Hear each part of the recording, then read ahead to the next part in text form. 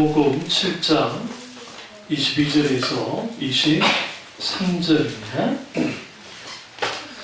그날에 많은 사람이 나더러 이르되 주여 주여 우리가 주의 이름으로 선지자 노릇하며 주의 이름으로 귀신을 쫓아내며 주의 이름으로 많은 분노를 행하지 아니하나이까 하리니 그때 내가 그들에게 밝히 말하되 내가 너희를 도무지 알지 못하니 불법을 행하는 자들아 내게서 떠나가라 하리라. 아멘.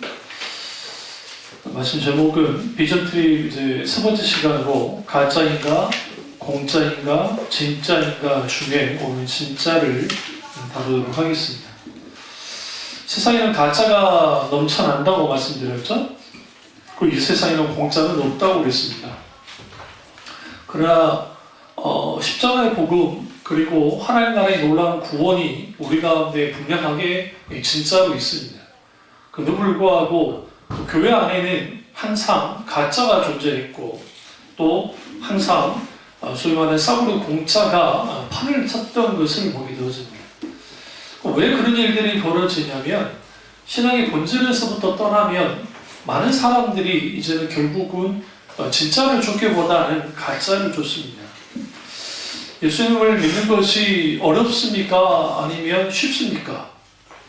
여러분 생각하실 때 많은 사람들이 예수님을 믿는 것이 아주 쉽다고 가르칩니다.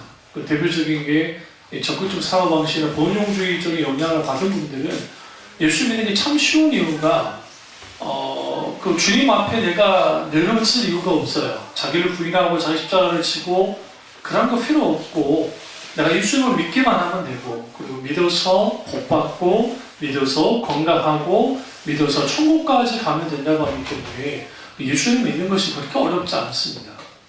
어려움이 있다고 한다면 이거예요. 11조 해야 되는 게 어렵고 무슨 말 아시죠?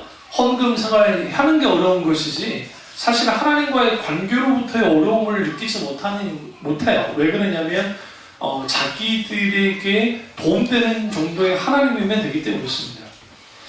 우리 하나님의 이름이 한국말로 하나님이잖아요. 그 하를 딱 빼보세요. 나니 원래 많은 사람들이 나님을 믿습니다. 그 나가 누굽니까? 나. 우리 여러분 자신의 나님을 믿습니다. 내가 중심이 되어져서 하나님은 결국은 나의 필요를 채우는 정도의 하나님, 내 인생을 행복하게 하고 성공해주는 하나님 정도를 믿습니다. 그러다 보니까 인격체신 하나님을 경험하지 한 적이 없는 거예요. 그러다 보니까 이제는 가짜를 쫓을 것인가, 공짜를 쫓을 것인가, 진짜를 쫓을 것인가에 이제 결단을 해야 되는데 문제는 우리는 진짜가 작은 거예요. 뭐냐면 십자가의 복음은 매력적이지 않습니다. 그래서 사도 바울이 전도에 미련한 것으로 고린도서의 십자가의 복음은 유대인에게는 뭐라는 거였어요? 그러니까 헬라에게는 꺼리끼는 것이고 유대인에게는 이게 아주 이게 뭐 종속받은 거야. 그러니까 매력이 없어요. 그러니까 예수 그리스도의 십자가의 복음 그것은 매력이 없습니다. 세상의 눈에로 봤을 때. 그렇기 때문에 자꾸만 십자가 복음 외에 다른 것을 사탕발림을 해야 됩니다. 거기다가 이제 아주 그 설탕을 범벅이라고 하면서 사람들이 그것을 따르도록 하죠. 그러니까 기독교가 하나님을 믿는 것이 아니라 나님을 믿게 되는 거예요. 나님, 내가 오르면 되는 거예요. 내가 기분 좋으면 되는 거예요. 내가 생각했을 때 이 정도면 괜찮겠다 하면 괜찮은 거예요. 근데 문제는 아모스 선지자가 하나님의 다림줄에 대해서 말할 때에 하나님의 기준에 서야 진짜야. 그러니까 오늘날 하나님의 다림줄이 땅에 떨어져 있기 때문에 이 다림줄이 뭐냐면 여러분 벽 세울 때 요즘에도 공사장가 보면 이렇게 그 실에다가 묶어서 줄을 딱 달아놓은 거 보신 적 있으시죠? 우리 유니사님들 고초가 나왔으니까 아시겠지만 이게 쭉 내리면 그 있잖아요. 그 다림줄이 있어요. 그 벽 살 때 쓰는. 이게 왜 필요하냐면 이게 있어야 수직으로 정확하게 세울 수 있어요. 사람의 눈이라는 게 정확하지 않아요. 내가 봤을 때 막 맞는 것 같지만 조금만 삐뚤어져서 건물이 큰일 납니다. 그래서 그 줄을 이렇게 딱 추를 매달아서 줄로 딱 해요. 그래서 이제 미장하시는 분들이나 그런 분들은 벽을 쌓을 때 그렇게 하고 탁 쑥 쏩니다. 그게 다림줄이에요. 그러니까 하나님의 사람들이 정말 하나님이 진짜로 믿으려면 하나님의 다림줄에 서야 돼요. 근데 그 하나님의 다림줄은 하나님의 말씀이에요. 성경 말씀 위에 서야 뭐가 되느냐? 하나님의 다림줄 위에 서는 겁니다. 그러면 가짜 그럴듯합니다. 공짜 그럴듯하고 진짜 그럴듯합니다. 일본에 그 네덜란드를 그대로 가져다 놓은 놀이공원이 하나 있습니다. 일본에. 어느 쪽인지는 모르겠는데. 근데 그게 지금도 계속 적자예요. 그런데 이제 우리나라 방송에서 막 거기 막 괜찮은 곳이라고 막 소개를 하는 프로그램을 보면서 제가 이제 살짝 쓴웃음을 지었는데 그 이유가 뭐냐면 그 가짜를 진짜 같이 만들어 놨어요. 실제로 건물을. 그런데 요즘에는 생각보다 유럽을 갔다 온 사람들이 많아요. 그래서 아시죠? 우리 뿌티프랑스 갔다 오신 분, 가보신 분. 가평에 있는 뿌티프랑스. 양평 가면서 애들하고 데려가란 말이에요. 유럽 갔다 왔다고 애들은 그런 거 안 돼요. 좀 비싸긴 하지만, 10,000원만 줘야 되니 하지만, 거기에 어린 왕자가 있으니까 애들 그 보여주기 좋아요. 그 어린 왕자, 저자가 누구지? 갑자기. 센테즈베리의 그 일대기가 다 그게 있어요. 그러니까 애들 거기에 보여주는 것도 있으니까 한번 보여주면 되는데, 거기가 프랑스를 그대로 가져다 놓은 겁니다. 프랑스. 근데 그 푸티프랑스는 제가 말씀드렸죠. 위고노 기독교들이 살았던 곳이 푸티프랑스입니다. 그러니까 진짜 프랑스에 푸티프랑스라는 데가 있어요. 푸티라는 것은 작은 프랑스라는 의미입니다. 그러니까 작다는 의미도 있지만 또 아주 아름답다는 의미도 있다고 하는데 거기에 위고노 기독교인들이 카톨릭의 핍박을 받고 그리고 이제 뭐 스위스나 그런 데도 막 다 이제 도망치죠.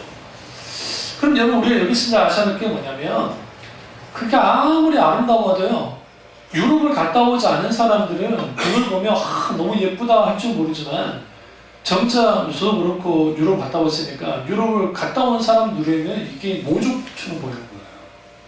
왜 저렇게 만들었지? 제가 네덜란드를 가지는 않았지만 유럽의 분위기는 아니까 그래서 그 5개월 제가 돌면서 종교개혁지를 탐방하면서 쭉 보니까 분위기는 아니까 그럼 사람들이 거기 열광을 갖다 열광하지 않아요. 그러니까 일본에서도 일본 뭐 젊은 친구들이 그냥 데이트하려고 어쩌다 한번씩 가지 막 가지 않는 것이 됐단 말이에요. 그러면 무슨 말씀 드리려고 하냐면 가짜는 그럴듯합니다. 뭘 맛보기 전까지는 우리가 진짜를 맛보기 전까지는 가짜는 그럴듯해요. 근데 진짜 예수 그리스도의 십자가의 복음 하나님 나라의 말씀에 깊이 깨달아 알게 되기 시작하면 우리가 생각하는 기독교와 성경에서 말하는 기독교가 얼마나 차이가 나는지를 알 수가 있어요. 제가 그걸 말씀드려요. 오늘은 진짜 기독교를 말씀드리겠습니다. 그럼 초대교회에 잘 나타나죠. 이 초대교회 공동체가 성령을 통해서 성령 강림을 통해서 교회가 시작됩니다. 그러나 교회의 잉태는 예수 그리스도의 십자가의 죽음으로 잉태됐어요. 그리고 예수 그리스도의 부활과 승천 그리고 성령을 통해서 교회가 이제 실질적으로 탄생되었습니다. 그런데 그 초대교회에는 철저하게 코람데오 첫째, 코람데오 하나님 존재 앞에 있다는 의식을 가지고 살았습니다. 기독교인들이. 다시 말하면 그들은 두 가지를 하나님과의 관계 속에서 분명히 가졌는데 하나님의 음성을 듣는 것과 또 하나님의 인지를 경험했어요. 그러니까 오늘날 교인들이 하나님의 음성을 듣는 것과 하나님의 인지를 경험하지 못하면 코람데오의 의식이 없어요. 왜? 하나님을 인식하지 못하니까. 그래서 조이어스 마이어라든지 물론 그분들 제가 뭐 그게 좋아하진 않지만 왜 많은 사람들이 하나님으로부터 많이 떠나고 그리고 하나님을 경험하지 못할까? 대표적인 게 하나님을 경험한 삶을 썼던 친동의 목사님, 그 목사님이 뭐라고 하시냐면 이제 클레드 킹과 헬 브레이카비 목사님이 뭐라고 말씀하셨냐면 사람들이 하나님을 경험하지 못하는 것은 그건 정상이 아니라는 거예요. 왜 정상이 아니냐면 만약에 하나님을 경험하지 못한다면 하나님이 가짜이거나 아니면 그 사람이 믿고 있는 신앙이 가짜이거나 둘 중에 하나일 거라는 거예요.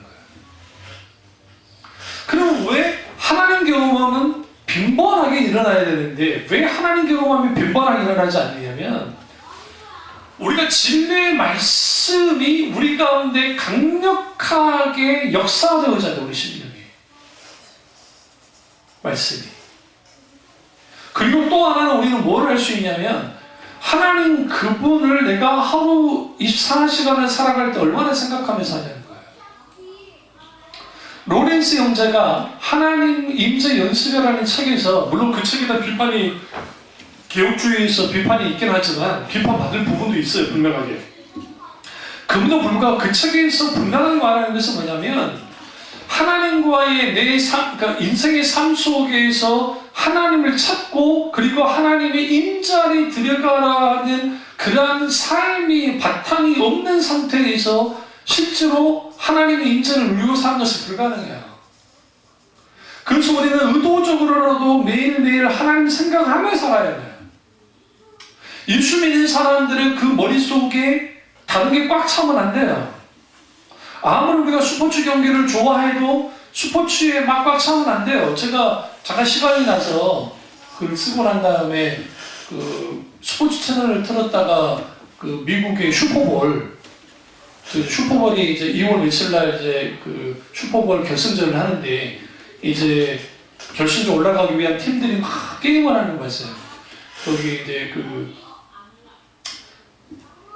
팀 이름은 아직 생각이 안 나요. 저 두 팀이 이제 그렇게 했는데 왜 그렇게 미국 사람들이 게임 규칙을 모르겠더라고요. 솔직히 제가 잘 알지 못하니까. 근데 쭉 보다 보니까 이제 점수를 어떻게 주고 뭐 어떻게 전제를 일종의 땅 따먹기거든요. 자기들끼리 땅 따먹고 하다가 이제 탁 해서 이제 딱 받으면 캐치 탁 하면 거기에 이제 그 점수를 먹고 막 그런 거예요.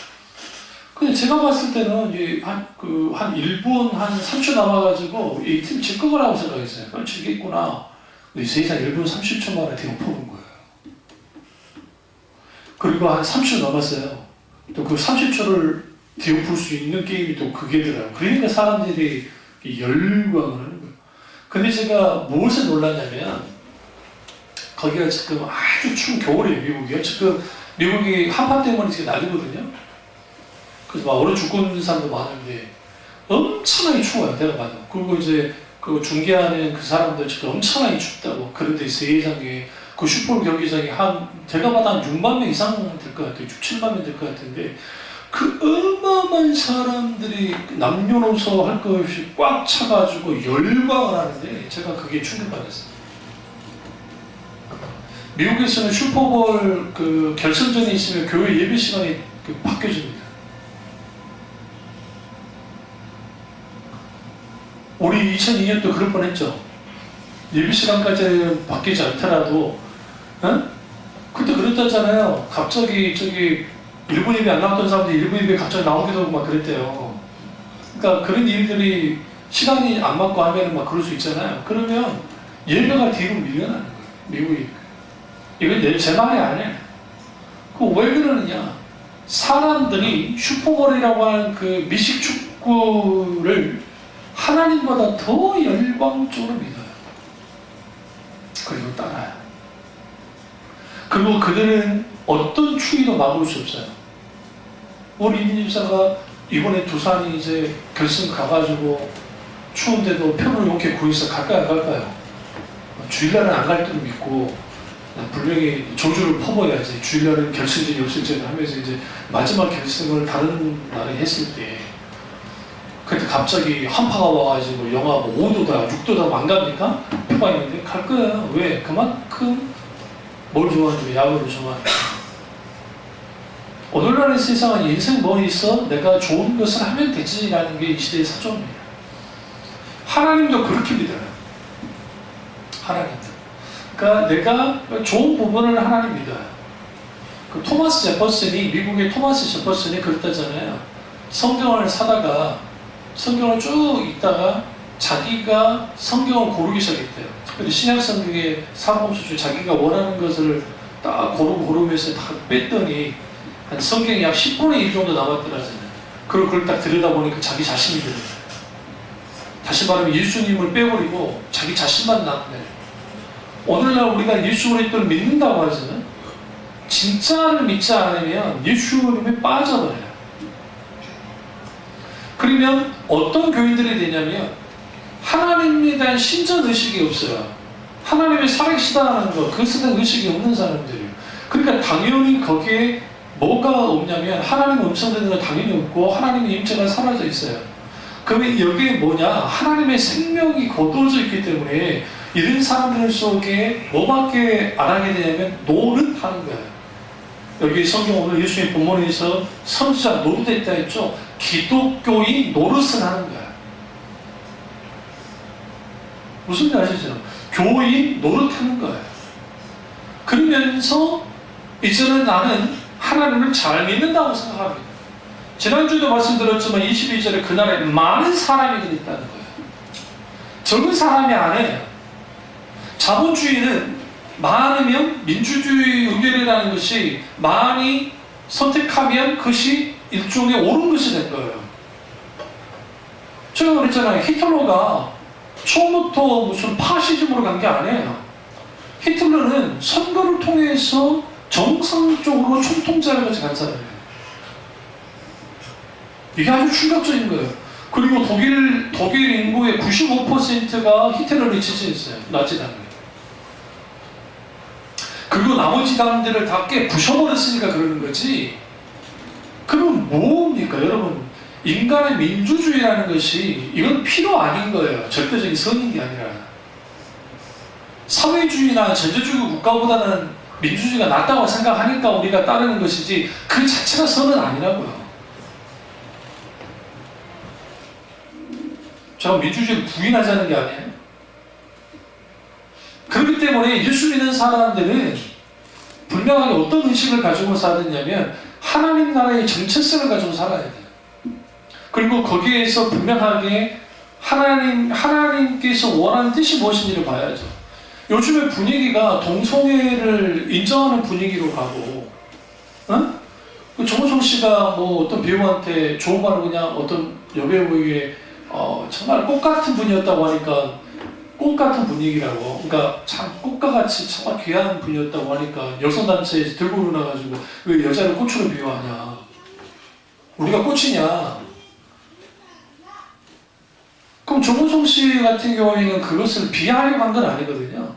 그럼 뭐 하냐면 참 좋은 분이었다라는 의미였는데 그걸 공격하는 거예요. 정우성이가 이제 공개 즉시 사과를 하면서 내가 그런 표현을 잘못했다. 이게 뭐냐면 일종의 젠더, 그러니까 성담론에서 나온 거예요. 그러니까 여성학계에서 저도 이 젠더를 공부를 했어요. 일부러. 그러니까 왜 공부를 했냐면 직접 강의를 들으면서 도대체 이 세상이 뭐라는가 모든 것을 해체시켜요. 그러니까 남자와 여자는 차별되면 안 돼요. 그러나 분명하게 차이는 있어요. 실질적으로 몸의 차이가 있잖아요. 보편적으로 여자보다는 남자들이 힘이 더 세잖아요. 그렇지 않나요? 그러니까 이번에 그 경찰대학에서 경찰학교인가 거기서 이전까지는 여자 경찰을 뽑을 때 이렇게 무릎을 이렇게 해가지고 이렇게 하고 했대요. 팔굽혀펴기. 그거 이제 내년부터 없어버리잖아요. 똑같이 팔굽혀펴기 해라고. 왜? 여자 동등하다며. 이상한 페미니즘이 무슨 일을 벌이냐면 일종의 분명히 하나님이 창조하신 세계에는 질서가 있고 분명하게 구별은 있어요. 그렇다 이게 높고 낮음이 아니에요. 분명히 말씀드리죠. 하나님은 단 한 번도 남자가 높고 여자가 높게 창조한 적이 단 한 번도 없어요. 남자든 여자든 동등해요. 명심하세요. 애들한테 여러분 분명히 말씀드리지만 애들한테 유산 예를 들어서 뭐 돈도 없지만 유산 남겨줄 때 아들님이 더 주고 딸님이 덜 주는 그런 이상한 짓거리 하지 말라고 그래요. 여러분. 그런 게 어디 있어요, 도대체? 그런 게. 하나님 나라에. 동일하게 주셔야 돼요. 우리 조선시대의 전기에 시집간 딸에게도 유산 줬어요. 임진왜란 이후에 우리나라가 이상한 나라가 된 거예요. 임진왜란 이전까지 일본 놈들이나 중국보다도 여자들의 그 권위가, 그러니까 이건 이제 양반가겠지만, 그 여자들의 권위가 훨씬 컸어요. 어떤 면에서는. 왜 그러냐면, 대부분 애들이 다 어디로 가서 커요? 엄마 집에, 그 집에서, 처갓집에서 다 커요, 애들이요. 그게 양반가의 풍습이에요. 그리고, 유산을 상속할 때에 딸 아들 구분 없이, 물론 장남에 많이 주긴 했지만, 그래도 불구하고 유산을 정확하게 줬더라고요. 그게 우리나라예요. 이상한 유교가 들어와가지고 임진왜란 이후에 그렇게 된 거고.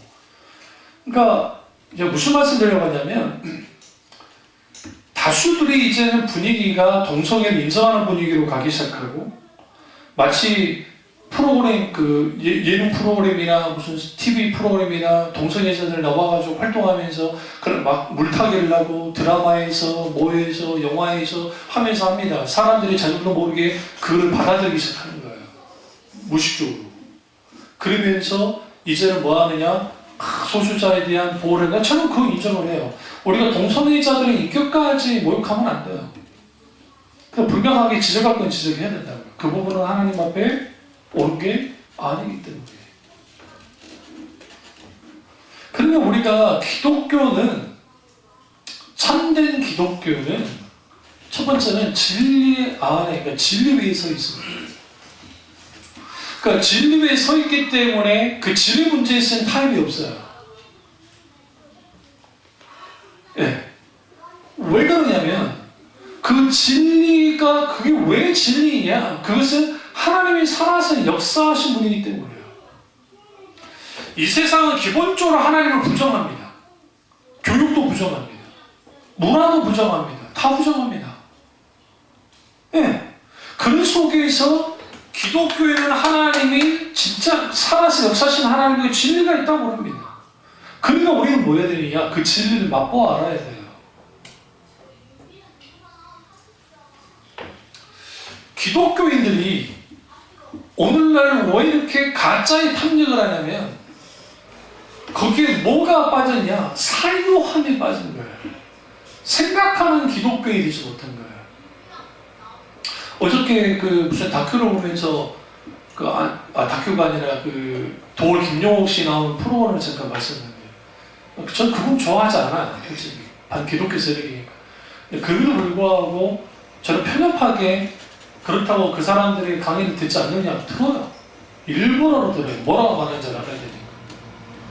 근데 말태 주교인가? 명동성당 주교가 그랬다잖아요. 기독교인들은 그 당시 천주교인들을 교육시키면 안 된다는 거예요.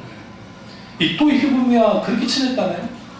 일본이 대한민국을 지배하는 것이 정당한 것이었다고. 정당하다고. 그러면 개신교 선교사들은 그러지 않았나요? 여러분, 말도 안 되는 개신교 선교사들도 있었어요. 또 목숨 걸어서 실제로 뭐까지 하는, 독립운동까지 하는 선교사님도 계세요. 그럼 여러분, 여기에서 우리는 뭘 볼 수가 있냐면 이 가짜와 진짜는 어디서 구별이 되냐면 그들 속에 진리가 있느냐 아니냐예요. 정말 예수 그리스도가 진정으로 나의 구원자가 되셔요. 그리고 십자가의 복음이 나의 모든 것이 되어야 되고 하나님의 말씀이 내게 모든 생애와 내 인생과 모든 것을 책임지는 말씀이라는 걸 깨달아 알고 실제로 따라가야 되는데 그렇지 않는 거예요. 그러면 그 주교가 뭐라고 말했냐면 한국인들은, 천주교인들은 절대로 교육을 많이 시키면 안 된다. 안중근 의사가 대학을 설립해달라고 했었나봐요. 많이 배우면 교육을 떠난다는 논리를 가졌어요. 그 논리를 누가 똑같이 했느냐? 해방 이후에 한국교회 목사님들이 무슨 행동을 했냐면 교인들은 너무 많이 가르치면 안 된다는 게 팽배했어요.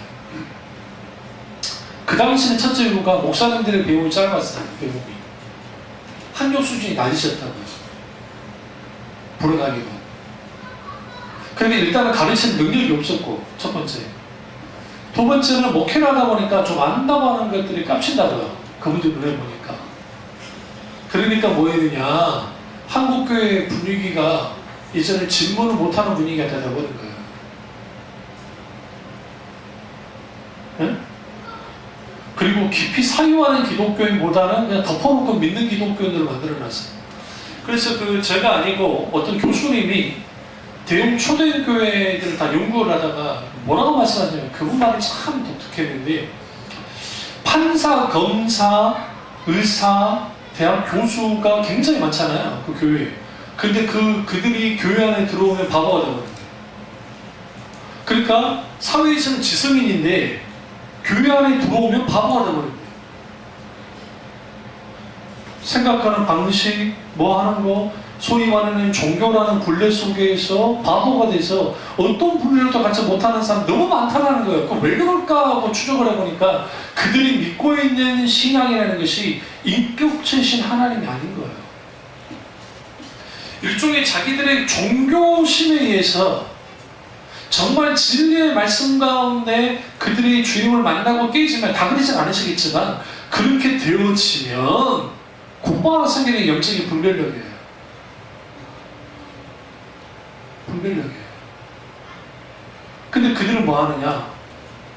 일반 그 교인들과 똑같은 반응들을 하는 거예요. 우리나라에 지금 문제 일으키는 교회들 있죠? 그 교회. 참 놀라운 말을 들었는데요. 뉴스에서. 우리가 헌금하고, 우리가 이 교회를 키웠고, 이렇게 했는데, 너희들이 뭔데 이제 간섭하냐? 그러거든요. 그 말이 어떤 면에서는 또 인내가 있어요. 왜 그러냐면, 우리 공동체 가운데, 우리 가운데, 뭐, 니네들이 뭔데, 뭐, 그러는 거야? 그럴 수 있는데, 여러분, 사도 바울이, 사역을 할 때에 고린도 교회에 두 가지 큰 문제가 생겼습니다. 하나는 분파 문제였어요. 분파 문제. 그러니까 갈려 나가는 거예요. 저희들끼리 싸우고 누구파. 그러니까 대놓고 경고합니다. 그리스도파 하지 말고 바울파 하지 말고 게바파 하지 말고 뭐 무슨 파 하지 마라. 이건 하나님 무시하자. 악하다는 거죠. 또 하나는 그 의붓 엄마를 이제 범한 사건이 벌어졌어요. 그게 고린도후서에 나오는데 5장에 보시면 이것에 대해서 강력하게 질타합니다.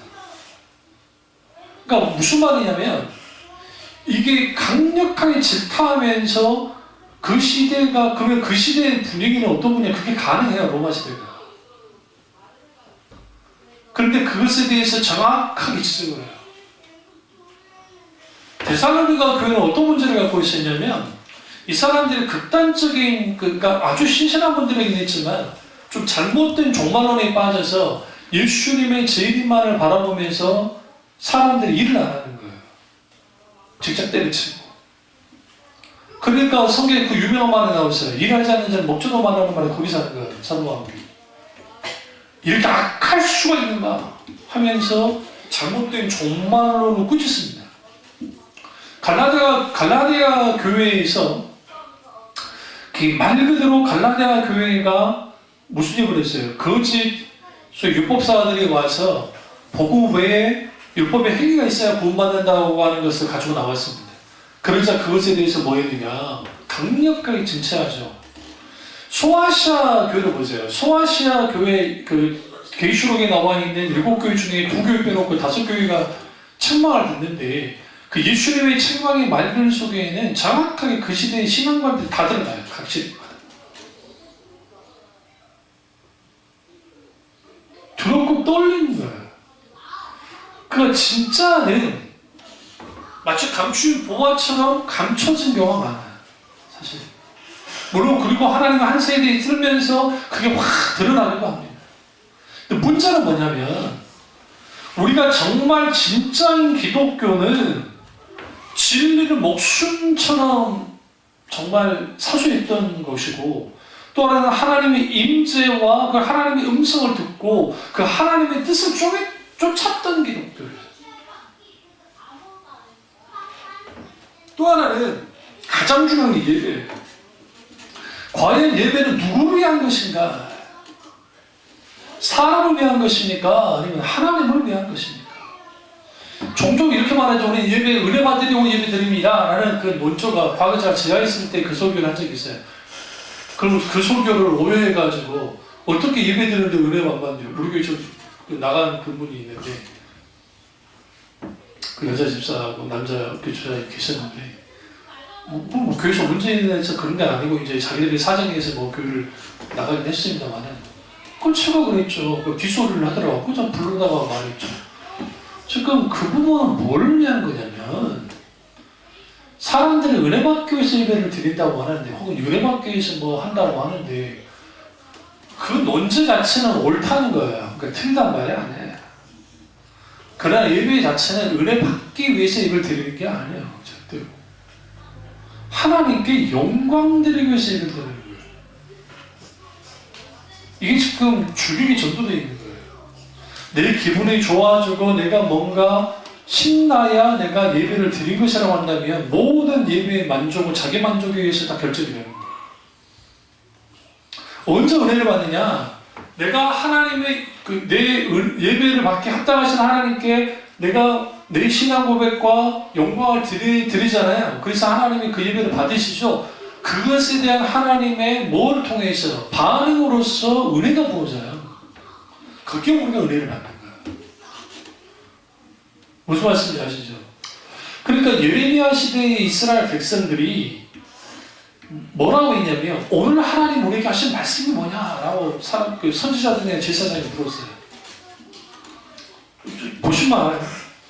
근데 이제 영어 성경 우리나라에는 이제 그 어미한 말씀을 받았느냐라고 했는데 영어 성경이나 헬라어를 주로 보시면 어미하라는 말이 좀 어렵잖아요. 옛날 말이라서 위대한 말씀이 어디 있느냐, 좀 큰 말씀이 어디 있느냐라고 분들이 다가왔다고요. 그래서 하나님이 예레미야에게 이렇게 말씀하세요. 저들은 이렇게 위대한 말씀이라 하지 말게 하라. 그러면서 뭐라고 하냐, 카도시 워드, 그러니까 이 거룩한 말씀을 네가 전해라. 그렇죠. 성경 가운데 어미한 말씀과 거룩한 말씀이라는 설교를 제가 한 적이 있어요. 여러분 기억이 안 나시겠습니다. 자, 그래서 그 거룩한 말씀을 가지고 나옵니다. 근데 그 거룩한 말씀이 특히 과히 좋지 않았어요. 그들에게. 왜 그러냐면 이스라엘을 향한 회개의 메시지와 이스라엘의 멸망이라는 메시지였다고요.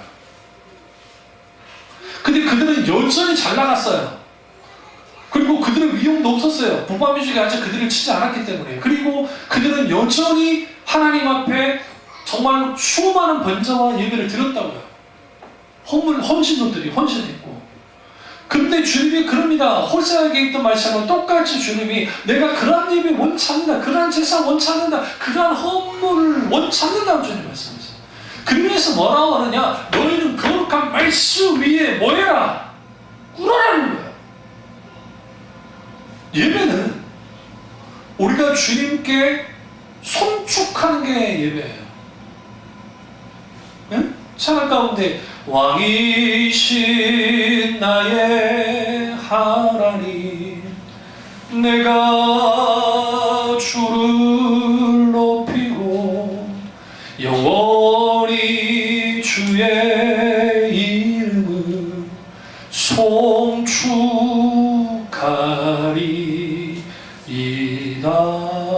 이게 시편에 있는 말씀을 그대로 찬양을 하신 거예요. 그래서 송축에 집중하셔야 돼요. 영어로는 blessing이에요. blessing.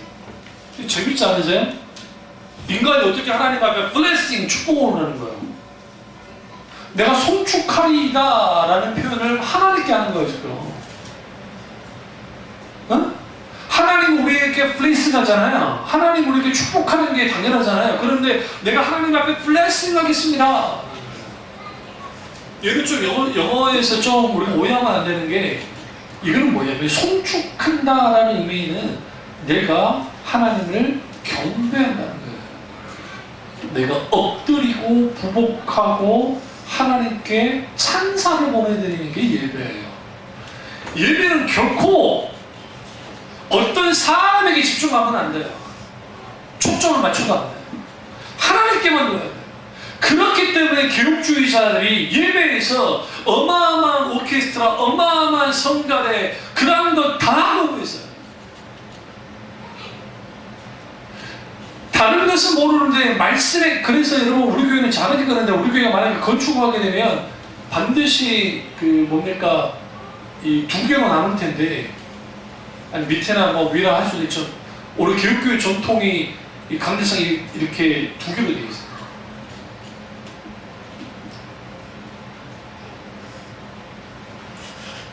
근데 어떻게 되어 있냐면 이렇게 고개를 이렇게 들어서 보게 되어 있어요. 그러니까 교육교회를 가보세요. 가보시면 들어야만 설교를 듣게 되어 있어요. 다 목디스크 걸리고. 왜 그렇게 교회에다가 교회에다가 그렇게 만들어놓은 줄 아세요? 하나님의 말씀을 들을 때 눈을 들어서 고개를 들어서 경청하는 거예요. 사랑의 교회가 교회를 지금의 저기 장충 대여 체험관처럼 위에서 밑으로 보는 식으로 교회 예배당을 최초로 만든 게 사랑교회예요. 지금 말고요. 지금은 새로졌고 과거 있던 거기 가보시면 저는 거기도 목사님들 생각 때문에 간 적이 있는데 그 지하인데도 지하 분위기가 잘 안 나는 이유가 워낙 기폐받고 있기 때문에 지하 분위기 나지 않아요. 그리고 굉장히 크니까 교회가. 그러니까 그렇게 했어요. 그때 얼마나 한국교회에서 문제를 삼았는데 무슨 콘서트홀이냐 막 그 비아냥을 들었죠. 근데 이제 개혁교회 전통에서 맞지가 않아요. 그게. 총주교 밑에서 위에서 밑으로 내려오고 목사님이 오히려 고개를 들었어야 되는 경우가 있는 거예요. 그러니까 그렇게 교회를 지은 게 잘못됐다는 게 아닙니다. 시대의 필요에 따라 그럴 수는 있다고 생각합니다.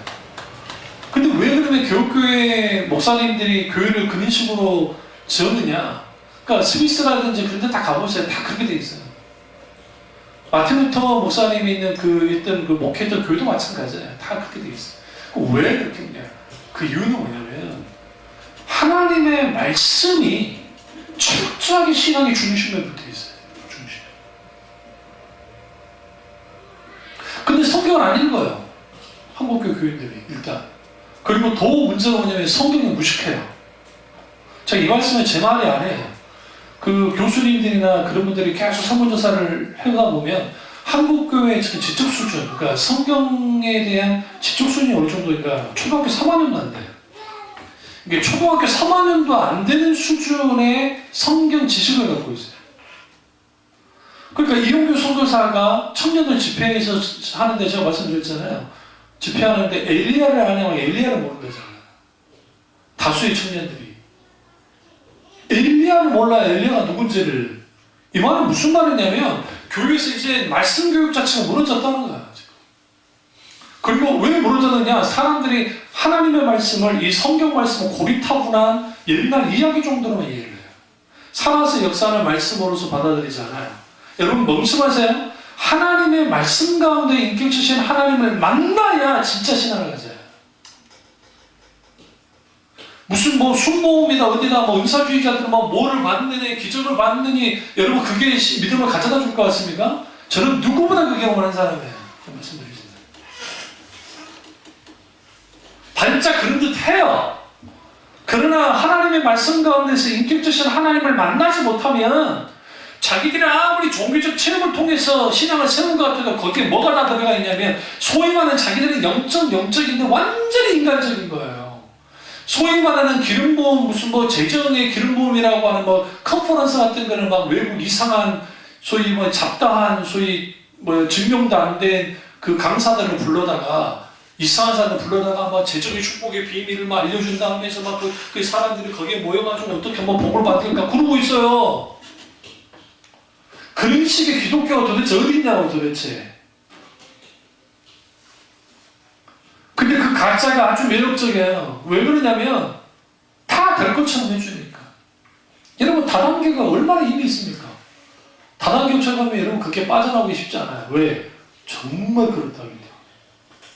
왜 투자 사기를 자기를 당합니까? 그럴싸하니까 당하는 거예요. 우리 생각에는 바보도 왜 당할까? 아니 그렇지 않아요. 그럼 왜 가짜는 그렇게 사탕발림하면서 그럴까요? 제가 말씀드렸어요. 초대교회의 기독교는 절대로 매력적이지 않다고요. 왜? 십자가 때문에. 예수 때 십자가 때문에. 토토리아누스가 나는 불합리한 거로 믿는다라고 그랬어요. 이 불합리하니까 믿는다 말은 뭐냐면 기독교에서의 성경을 듣다 보면 예수님의 마리아 탄생부터 시작해서 예수님 하나님의 인간이 되신 것과 그리고 예수 그리스도가 십자가 죽으셔서 부활하신 것이 이 자체가 이게 이해가 안 된다는 거예요. 그런데 그 불합리함이 나로 믿겠다라는 것은 뭐냐면 왜 하나님이 그렇게 역사하셔서 인간을 구원했을까? 그분이 살아서 역사하시는 하나님 때문에.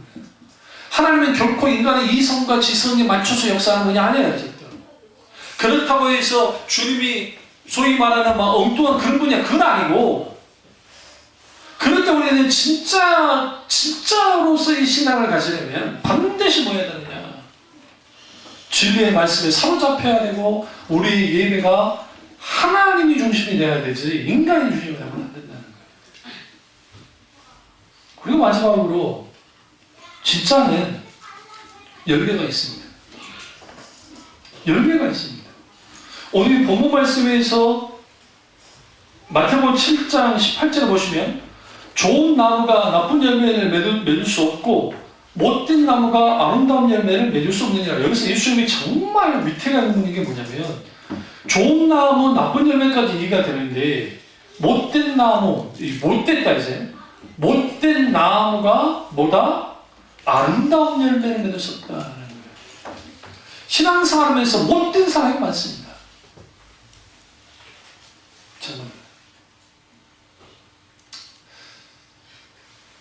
어떤 일이 교회 안에 터졌을 때 교회를 망가뜨리는 쪽으로 움직이는 모든 사람들은 못된 사람들입니다. 어떤 상황에서도 교회는 지켜져야 돼요. 제가 분명히 말씀드립니다. 저는 그걸 많이 봤어요. 어렸을 때. 우리 어머니가 늘 했던 말이 지금 교회, 제 모교의 역사가 저희 한 70년, 80년 가까이 되니까 그 교회에서 분란이 날 때가 있잖아요. 막 저기 싸우고 막 해가지고 교회를 쪼개서 나가기도 하고 별일들이 다 벌어져요. 그때 우리 어머니가 목사 둘을 뒀기 때문이 아니라 그거는 저희 형과 제가 목사 되기 전이니까 어릴 때부터 우리가 했던 게 뭐냐면 절대로 교회가 무슨 상황이 돼도 절대로 교회가 이렇게 쪼개지거나 깨지도록 하는 일들을 하는 것은 하나님 앞에 절대로 옳지 않아요. 왜? 여러 주목을 받아요. 하나님은 그 시대에 붕이 뜨였기 때문에 그 시대가 붕이 뜨잖아요. 하나님은 가만두지 않고 그렇게 부심교가 많았어요. 사실. 그리고 말도 안 되는 일로 목사님을 대적하는 사람도 있었거든요. 목사님이 잘못해서 그런 것도 있었지만 말도 안 되는 거죠. 그 대적했던 사람들을 그들의 면면을 딱 후에 딱 들여다보면 그들 가운데 그게 잘된 사람이 그렇게 많지 않아요. 그러니까 오늘 하나 착각하고 있는 게 뭐냐면 예를 들어 교회나 목사를 향해서 그리고 했을 때 자기들이 원하는 대로 모든 결정을 놓고 딱 해버리잖아요. 그리고 다른 교회 다니니까 자기는 이제 하나님께 용서받을 거라 생각하니까 큰 오산이에요. 왜 그러냐면 여목사님 목회하시면서 늘 말도 안 듣고 했던 사람이 이제 멀리 이사를 가가지고 교회를 옮겼어요. 그건 어쩔 수 없는 거니까. 아주 지방으로 갔으니까. 그분이 찾아와서 목사님께 사과했잖아요. 자기는 상관없어요. 이제 자기 일평생 지방에 살 사람인데 뭘 사과했느냐. 목사님의 목회가 싫었고 목사님의 설교도 싫었습니다. 근데 막상 지방에 와서 설교를 들어보니까 목사님이 옳았다는 걸 알았습니다. 잘못했습니다. 용서해달라. 목사님 축복해 주셨어요. 무슨 말이냐? 정말 하나님께로부터 복받은 사람들은 그 부분에서 정말 조심해요. 그걸 너무 쉽게 생각하는 거예요. 그럼 하나님은 그걸 가지고 뭘 보시냐면 교회를 뿌리채까지 흔들 만한 행동들을 하신 것에 대해서는 그 목사가 중요한 게 아니고 하나님은 교회가 소중해요. 하나님은. 어차피 그 목사는 누구든지 어느 교회 목사들 다 나이 들면 은퇴하고 다 죽는 거니까. 그럼 그 교회가 무너짐에 대해 혹은 교회가 깨지는 것에 대해서는 하나님 가장 슬퍼하시고, 그래서 사도 바울이 교회의 분열에 대해서 아주 불같이 행동했던 게 그거예요. 그리스도 안에서 하나가 되어야 하는 것과, 그리고 그것을 통해서 분명하게 교회가 세워지고 굳건하게 서야 된다. 그럼 못된 나무가 아름다운 열매를 맺을 수 없어요. 19절에 아름다운 열매를 맺지 아니하는 나무마다 찍혀 마음이나 불에 던져진다. 심판받는다. 우리가 열매 없음의 문제를 정말 심각하게 이해해야 돼요. 열매 없음의 문제. 근데 오늘날의 그 열매 없음의 문제를 너무 가볍게 넘겨야 해요. 그 대표적으로 우리 입술의 열매입니다. 입술의 열매. 상당수의 죄를 입으로 짓기 때문에. 또 하나 우리가 하나님의 말씀이 우리 가운데 들려졌을 때에 그 말씀을 성령이 놀라운 도우심과 은혜 가운데 그 말씀이 지키는데 몸부림치는 거예요. 그리고 그 열매가 있어요. 그리고 우리가 기도함을 통해서 있게 되어지는 수많은 열매들, 기도 응답과 여러 열매들, 그리고 그 과정에 있는 하나님의 놀라운 도우심의 역사 속에 있는 그 열매들. 내 신앙이 어디까지 확장되어야 되냐면 내 인생 전체까지 확장되어야 돼요. 여러분의 친구들과 어떤 사소한 모임을 갖는다 할지라도 거기에 내가 그리스도인으로서 분명하게 드러나야 돼요. 그 자리에서 뭐 전도하고 오바해가지고 막 그게 아니라 내가 그리스도인으로서의 것들이 드러나야 된다고. 그러한 것들이 모아져서 열매가 돼요. 오늘날 그러한 것들이 사라져버렸어요. 왜 사라져버렸냐? 못된 나무가 된 거예요. 뭐가 문제인가요? 뿌리가 문제인가요? 나무 자체가 문제인 거예요. 그래서 우리는 뭐 해야 되느냐? 내가 가짜를 따르고 있느냐? 공짜를 따르고 있느냐? 아니면 진짜를 따르고 있느냐? 내가 진짜를 따르고 있다고 한다면 반드시 우리 가운데 열매가 있어야 되고, 그 열매는 뭘 통해서 있게 되는 거예요? 순종해요. 순종해요. 순종 없이 어떤 열매가 있겠어요? 하나님 앞에. 그래서 우리 가운데 분명하게 주님을 향한 순종이 있어야 돼요. 그리고 하나님 앞에 뭐 해야 돼요? 진짜로서의 진정한 그리스도인으로서의 신앙생활을 해야 됩니다. 그 은혜가 저와 여러분에게 있기를 주님으로 축원합니다. 기도하겠습니다. 기도하실 때 오늘 이 말씀이 나의 말씀이자 우리 말씀 되게 되셨던 기도